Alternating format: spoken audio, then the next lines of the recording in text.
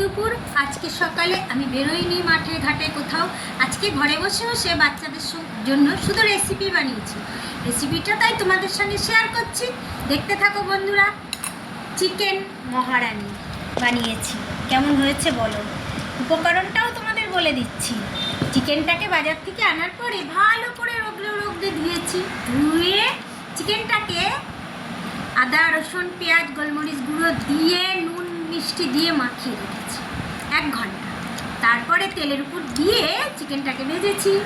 ভাজার পরে মশলাটা আদা রসুন পেঁয়াজ ওটা দিয়ে কষিয়ে আর কিছু ভাজা মশলা করেছিলাম, শাহি জিরা, এমনি জিরা, শুকনো লঙ্কা দিয়ে ভেজে ওটাকে তেলে রেখে দিয়েছিলাম। গোটা গরম মশলা দিয়ে দইটাকে ফেটিয়ে ভালো করে দিয়ে উঠানোর আগে নামিয়ে ওই মশলাটাকে দিয়েছি।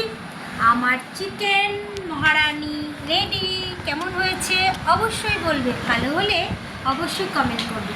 আর তোমরাও বন্ধুরা চলে এসো, চিকেন মহারানি খাবে। থ্যাংক ইউ, ধন্যবাদ।